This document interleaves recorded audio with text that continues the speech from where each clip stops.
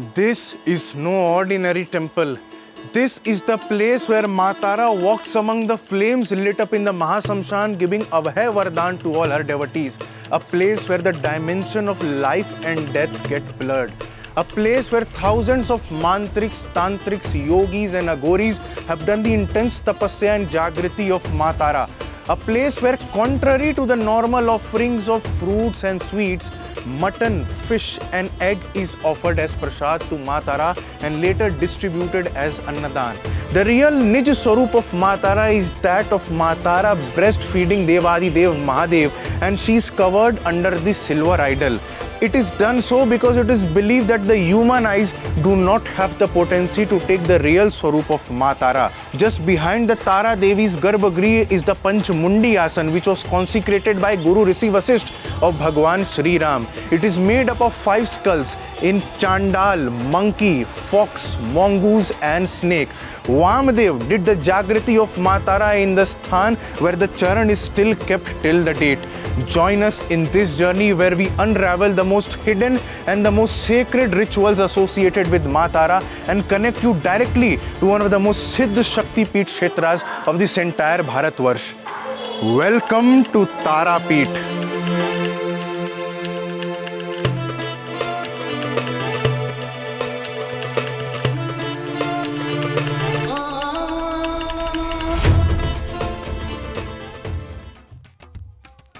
We are sitting at the exact spot where Vamadev got the darshans of Matara. As per Brihad Neel Tantra and Tara Tantra, Rishi Vasisht, who was the guru of Bhagwan Shri Ram, had a deep desire to get the darshans of Matara. He spent years and years practicing the worship of Devi Tara through sattvic means of offering yagnas, ahutis and offerings such as fruits and saris, but none of them worked. It was only when he decided to give up the worship that night he got the vision of Matara specifically instructing him to worship her through tantric means. Following the initiation and guidance, he went through Mahachin, which is today known as the Greater Tibet. There he got the initiation to worship Matara.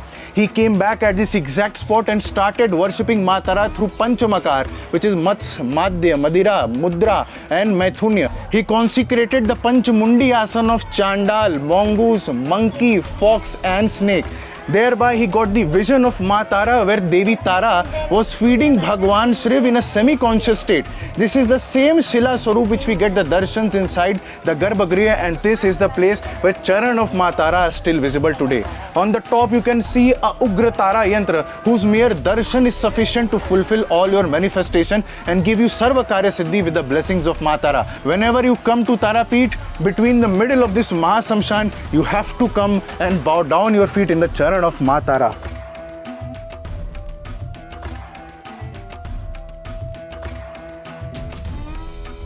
So Tara, it also represents the planet of Jupiter.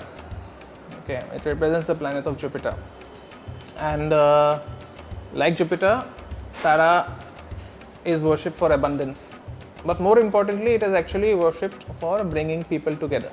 And it is said that Bagalamukhi is worshipped by politicians, but apart from Bagalamukhi, Tara is also worshipped. It represents your Akarshan Shakti.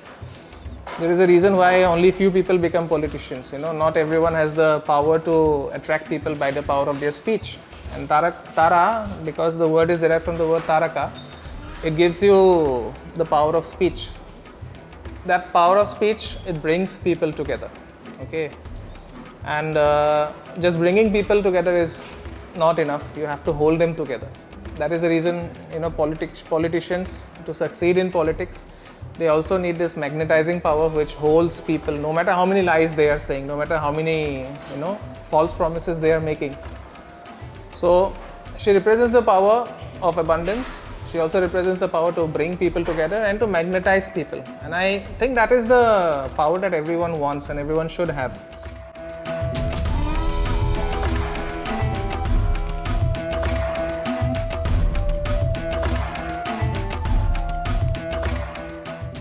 Years after Rishi Vasisht, another sadhak came to this divine kshetra who lit up the Jagriti of Matara like never before. Vamakhepa, who from a very young age could hear the voices of Matara, see clear visions and flashes of Matara appearing before him. At a very young age, he got the initiation from Kailashapati, who was a cremation sadhak in Tarapeeth, after which he started a sadhana which was never seen before. The peak of Kaula Tantra, where he used to offer meat, sacrifice and liquor in the worship of Ma Tara. And on the night of the Kaushiki Amavasya, people saw something which was never witnessed before.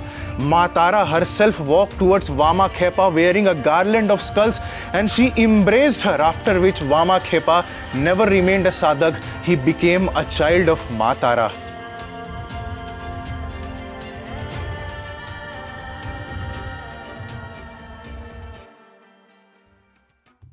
In Shakta tradition, the Bali involves a lot of blood and gore.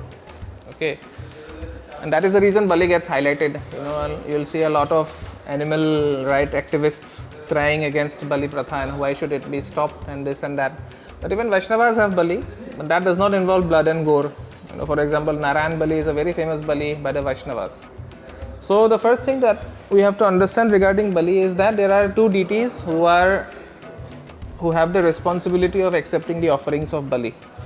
So no matter to whom you are offering the Bali, in the Shakta tradition, the Bali is always going to be accepted by Chamunda.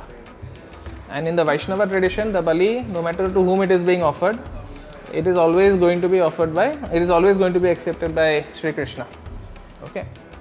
So on one level, Bali stands for sacrifice. That means you are sacrificing something for the purpose of getting something. And if you look at the world around you, it's all about sacrifice, But Bali also has another aspect to it which people don't point out because it sounds a bit materialistic, and that is balam. Because the word Bali actually comes from the Sanskrit word balam. Balam means strength. And no matter how many arguments people give that the world runs on love, that the world, runs on this or that, but in reality, the world always runs on power. So in order to get power from the universe, you have to offer something to the deities, to your Aradhya. It could be Kali, it could be Tara, it could be Bagalamukhi. All the Shakta deities will have Bali, the concept of Bali. They have the concept of Bali. And what you are offering is directly proportional to whatever you are receiving. For example, a buffalo has the highest strength.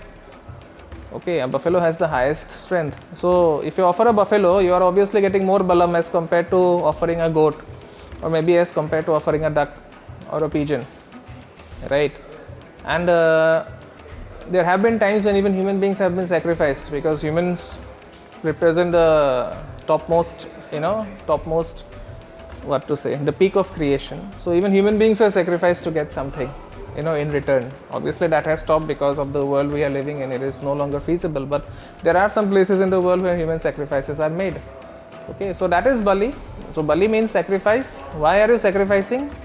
Obviously you are sacrificing to get rid of your ego, but you are also sacrificing to get things that you want from a material perspective. You are sacrificing to get power. Okay, because you can survive in this world only when you have power. Without power, even money is power. Money helps you to survive in this world.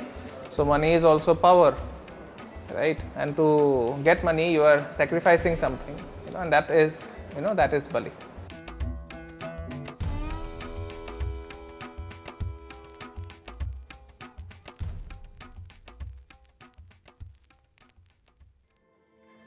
This is Jeevit Kund, a place which has the potential to infuse life in the dead.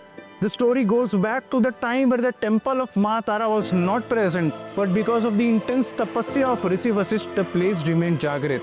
Joy Kumar Datta, a jamindar from Ratnagar, came to the Tarapeeth Mahasamshan with his dead child. There he observed something very mysterious. Fisherman pouring water over dead fishes. He decided to bathe his dead child in the same Jeevit Kund, after which the body of the child started floating and stirring over water as if life was infused inside him from the depths of the dead. In the same night, Joy Kumar Datta got the vision from Ma Tara that at the place where the cremation ground meets the river is a sacred idol of Ma Tara.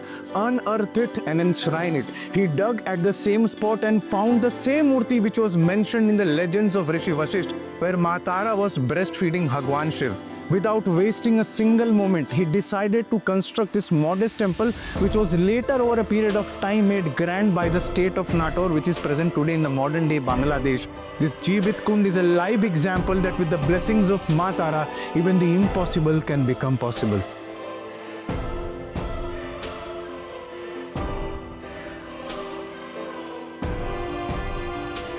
When all the doors get closed, it is only Ma Tara who shines up like a bright star in the sky and guides her devotees out of dark and big troubles. This video by Kashi Archan Foundation was nothing but a seva in the lotus feet of Ma Tara that the entire Sanatani world should know about the Mahima of Ma Tara in this divine Kshetra. Every Amavasya, we organize for Maha Annadan Seva in the feet of Ma Tara for all the poor devotees who take on this long journey to reach to the temple of Ma Tara and take her darshans. Even I have had personal experiences of many miracles which have unfolded in front of me recently of a friend who was extremely unwell and almost on a deathbed, who is today active and alive with the blessings of Ma Tara and after our earnest prayers. If you find our efforts towards Sanatan Dharma appreciable, you can also support us in our mission to reconstruct back a Veda Pathshala just right behind the Kal Bhairav temple of Varanasi, which will be one of its kind, aimed to revive Sanatan Dharma, Sanskriti, Vedas and the study of Gurukul in the holy city of Varanasi. Check the links in the description if you wish to support us in any way. Thank you for joining us in this journey, and I standing here pray to Ma Tara that anybody and everybody who is watching this video today should at least once in a life get the darshans of Ma Tara. Jai Mahadi Shakti, Jai Bhagwati Paramba.